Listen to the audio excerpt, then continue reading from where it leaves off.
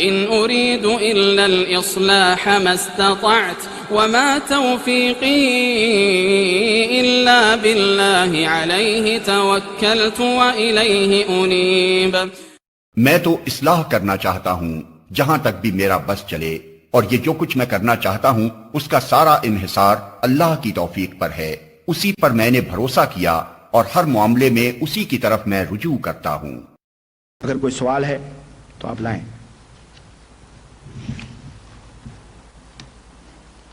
اس lecture کے تعلق سے کوئی بات، کوئی شک، کوئی شبہ، کسی قسم کی اگر کوئی بات پوچھنی ہے تو آپ پوچھ سکتے ہیں۔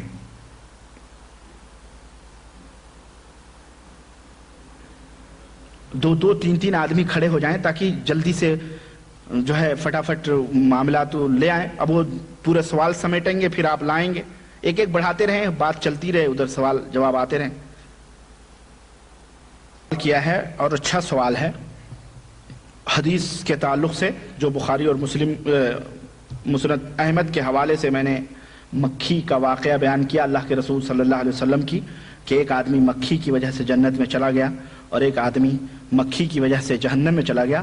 تو شاید میرے بھائی نے سوال کیا ہے کہ آپ نے فرمایا کہ ایک صاحب جنت میں گئے اور ایک صاحب جہنم میں گئے، یہ کس کو اور کیسے پتہ چلا کہ وہ کہاں گئے ہیں؟ شاید آپ نے دھیان نہیں دیا، میں نے کہا یہ اللہ کے رسول صلی اللہ علیہ وسلم کی حدیث ہے، یہ اللہ کے رسول صلی اللہ علیہ وسلم کی حدیث ہے، یہ میری اپنی بات نہیں ہے۔ تو اب جب اللہ کے نبی کی حدیث ہے تو خلاص بات ختم ہو گئی، کس کو کہاں سے وہ اللہ جانے، اللہ کا رسول جانے۔ اللہ نے اپنے نبی کو بتلایا، اللہ کے نبی نے ہم سب کو بتلایا۔ سمجھ میں آئی بات؟ کیا آدم علیہ السلام کے زمانے سے لوگ جنت اور جہنم میں داخل ہو رہے ہیں؟ میرے بھائی جنت اور جہنم میں داخل ہونے کا جو مطلب ہے یہ نہیں کہ ابھی سے وہاں جا کر کے فل ہو رہی ہے سیٹیں، ایسی بات نہیں ہے، بلکہ مطلب یہ ہے کہ وہ اس کا آخری انجام جو ہوگا انشاءاللہ تعالی جنت میں ہوگا اور اس کا آخری انجام جہنم میں ہوگا۔ یہ ہے یعنی جب فیصلہ اللہ تعالیٰ فرمائے گا اور جنتیوں کو جنت میں، جہنمیوں کو جہنم میں، تو اس وقت وہ جنت میں جائیں گے، یہ جہنم میں جائیں گے۔ ٹھیک ہے؟ کیا مرنے والے سب اپنے قبروں میں قیامت تک رہیں گے یا نہیں؟ بے شک اپنی قبروں میں رہیں گے وہ قیامت تک، چنانچہ اللہ کے رسول صلی اللہ علیہ وسلم فرماتے ہیں، قرآن میں اللہ تعالیٰ نے فَإِذَا نُفِخَ الصُّورُ، جب سور پھونکا جائے گا تمام کی تمام قبریں ادھڑیں گی، اور ایک ایک قبر سے بعد حدیثوں میں آتا ہے 70 لوگ اٹھ کے دوڑیں گے، قیامت آئے گی، اس وقت سب اپنی اپنی قبروں میں رہیں گے۔ کیا فی الحال جنت اور جہنم خالی ہیں؟ بے شک جنت اور جہنم فی الحال خالی ہیں۔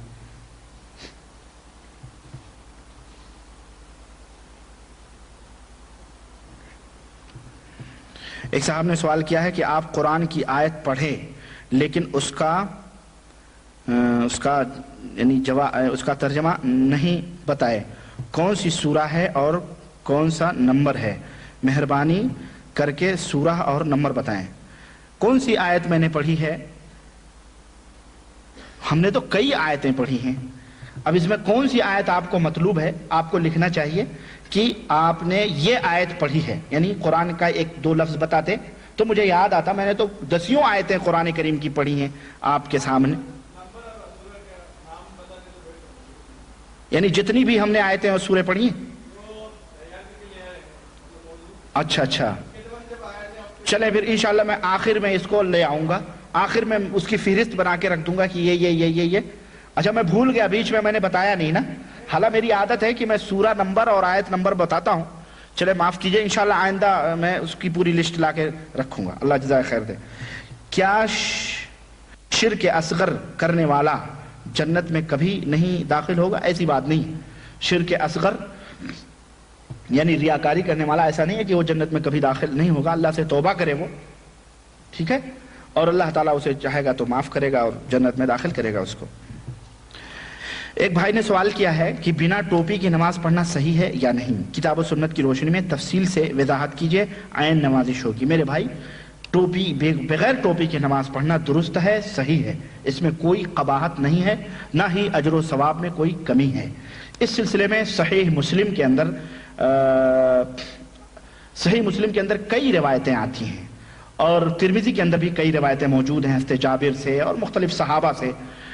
میرے بھائی دیکھیں، اسلام کے اندر سطر چھپانا واجب ہے کہ نہیں؟ سطر چھپانا نماز کے لیے ضروری ہے کہ نہیں ہے؟ ہر ایک، یعنی بلا کسی اختلاف مذہب کے آپ سوچیں، سطر چھپانا فرض ہے نماز کے لیے، ہے کہ نہیں؟ یہ سب مانتے ہیں۔ اور سطر کہاں سے کہاں تک ہے؟ یہ بھی سب مانتے ہیں کہ ناف سے لے کر مرد کا سطر کیا ہے؟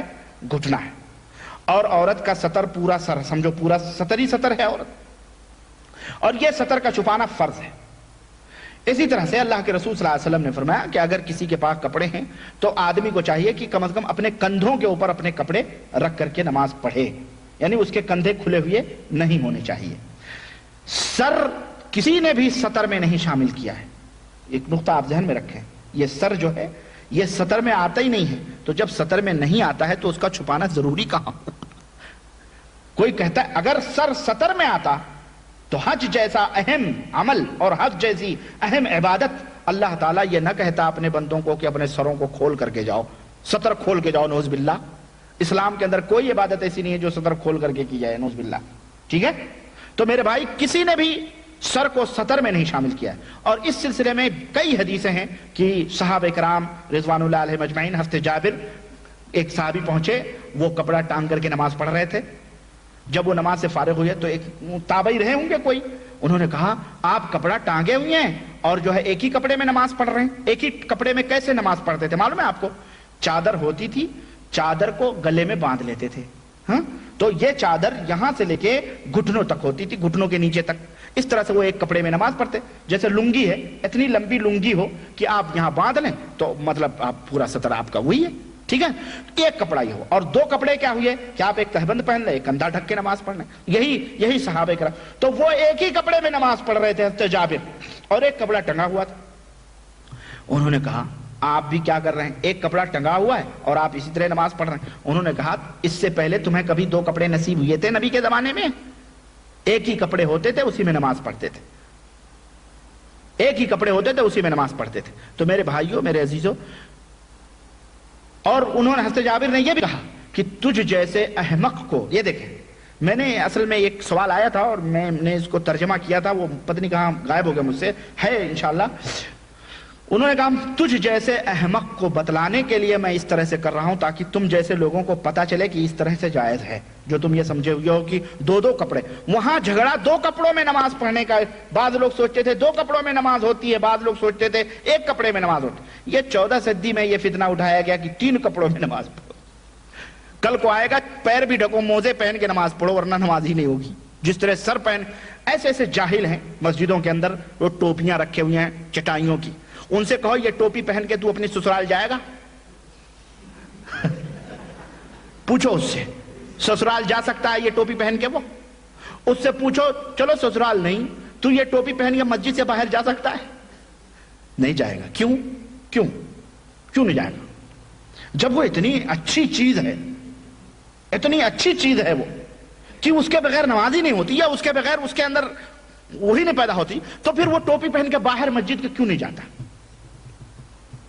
دنیا ہنسے گی اس کے اوپر، اس کا مذاق اڑائے گی، اس کا تمسخر اڑائے گی، وہ چٹائی کی ٹوپی پہن کے آگے، دنیا اس کو حونق سمجھے گی، اس کو احمق سمجھے گی، بیوقوف سمجھے گی۔ کیوں؟ وہ چیز لوگوں کی نظروں میں بری ہے، وہ چیز لوگوں کی نظروں میں بری ہے۔ لیکن اگر کوئی اچھی ٹوپی پہنا ہے تو مسجد میں بھی ہے اور باہر بھی ہے کہ نہیں؟ مسجد میں بھی ہے، باہر بھی وہ ٹوپی پہن کے، جیسے ہم لوگ ٹوپی پہن کے الحمدللہ گھومتے ہیں، چلتے ہیں، کوئی حونق نہیں سمجھتا، کوئی بیوقوف۔ تو مسجدوں کی جو ٹوپیاں ہیں، ایک تو اب وہ لوگوں کی نظروں میں، لوگوں اپنی نظر میں وہ بھی ناپسند کرتا ہے، لیکن مجبوری کے تحت وہ وہاں مسجد میں پہنے ہوئے، باہر نکلا کہ سوچے گا ہمارا مذاق اڑایا جائے، تو لوگوں کی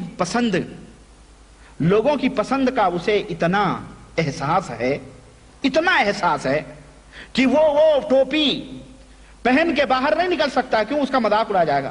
اور جس اللہ نے قرآن میں یہ فرمایا ہو خذوا زینتکم عند کل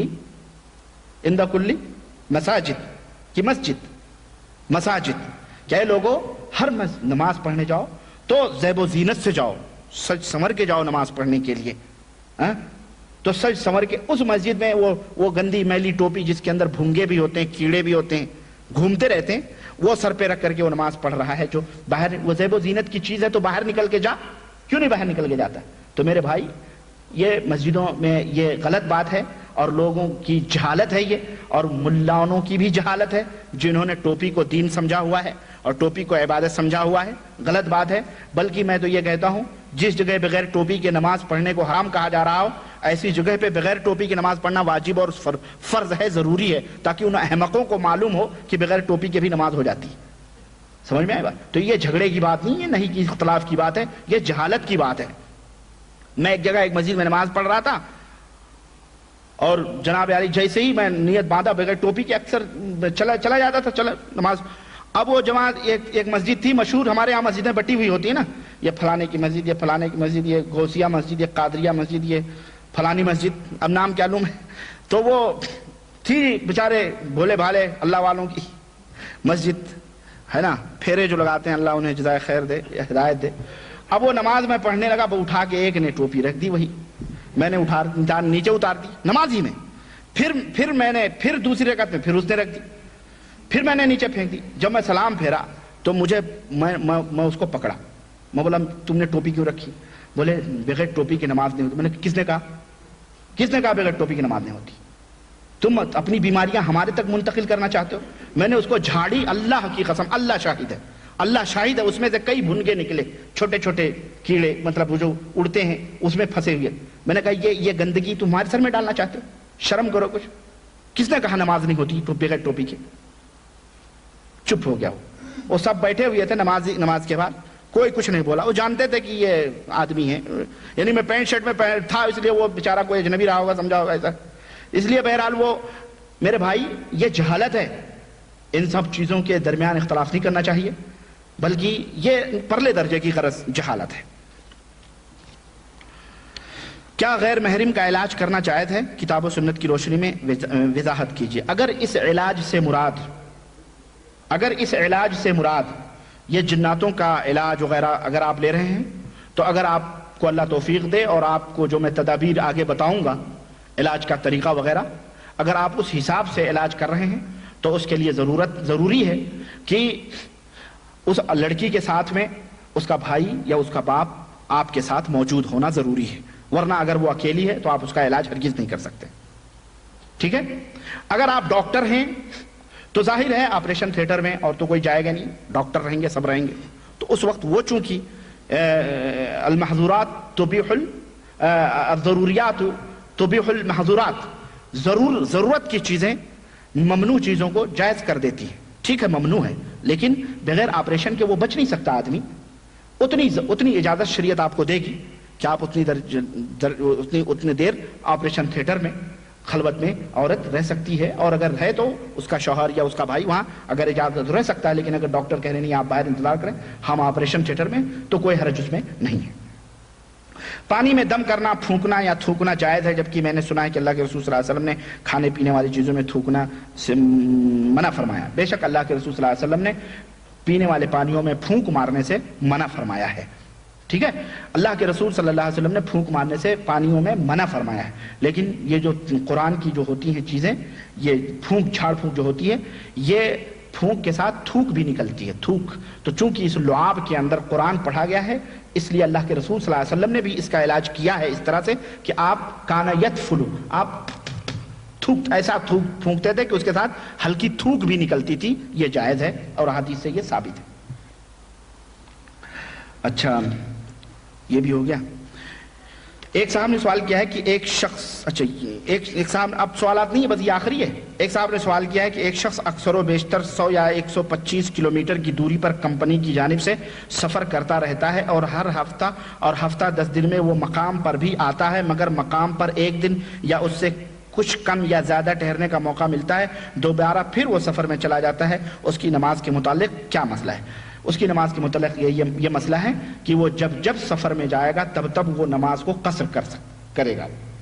لیکن جب وہ اپنے مقام پہ لوٹ کے آئے گا، بھلے وہ ظہر کے ٹائم اپنے مقام پہ لوٹ کے آتا ہے، اگر ظہر کا ٹائم ہے تو وہ اتمام کرے گا، یعنی پوری نماز پڑھے گا. ٹھیک ہے، لیکن جب وہ سفر میں رہتا ہے وہ سفر میں قصر کر سکتا ہے. وصلی اللہ علی نبینا محمد وعلی آلہ وصحبہ اجمعین. والسلام علیکم ورحمۃ اللہ وبرکاتہ.